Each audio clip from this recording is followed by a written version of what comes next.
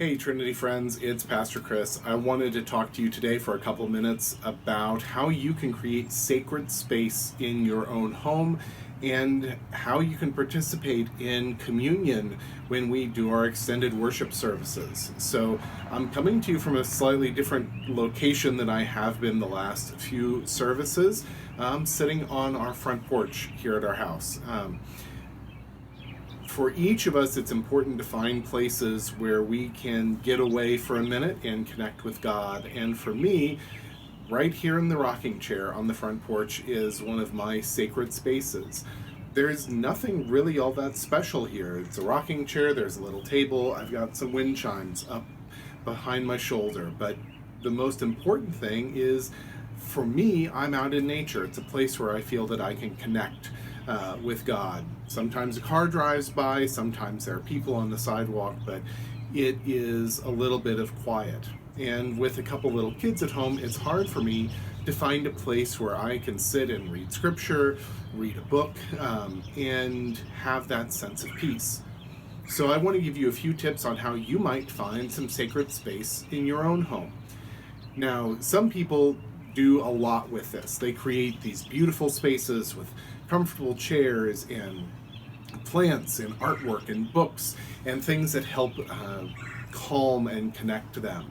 And if you want or can do that, that's a fantastic thing. In the post that'll go with this video, I've included some pictures that one of our members shared. But you don't have to do that to create sacred space.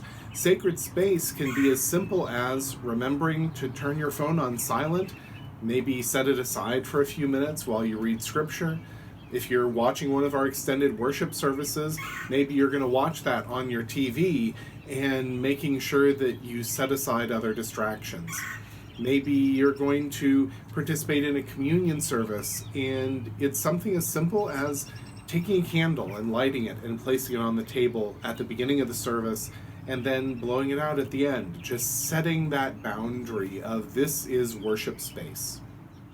It's really easy for us to want to be in an official sacred space, in the sanctuary, in the church, some other place that has spiritual meaning to us. But I think it's important for us to remember that God is present with us wherever we are.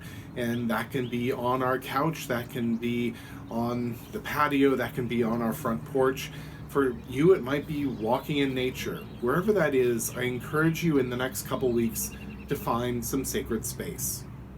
I also want to chat a little bit about doing communion at home. It's weird for us not to do communion together, but these are weird times. And so I want to reassure you that you don't need anything special to do communion in partnership with your Trinity family.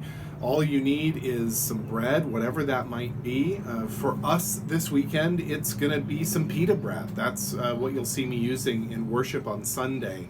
But it could be anything you have. Even some saltine crackers, right? Those are essentially unleavened bread. And so from crackers to regular sandwich bread to a dinner roll, anything that you have in your home, the substance of it isn't the important thing. It's the fact that we're gathered together in sharing the feast of Christ. And the cup can, again, be what you have at home. Of course, in worship, we normally use grape juice. And if you have grape juice, that's awesome. Go ahead and use that. Or if you have some wine, of course, that's okay. But I want you to also feel that you can participate with what you have.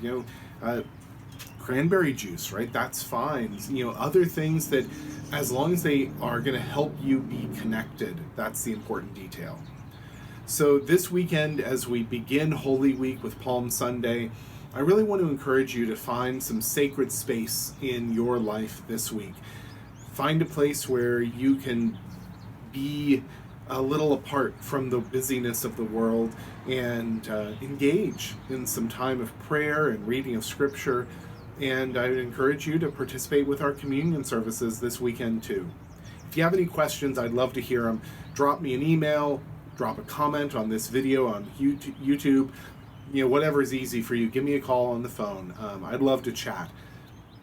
These are strange times for all of us, but we are doing it together as a community.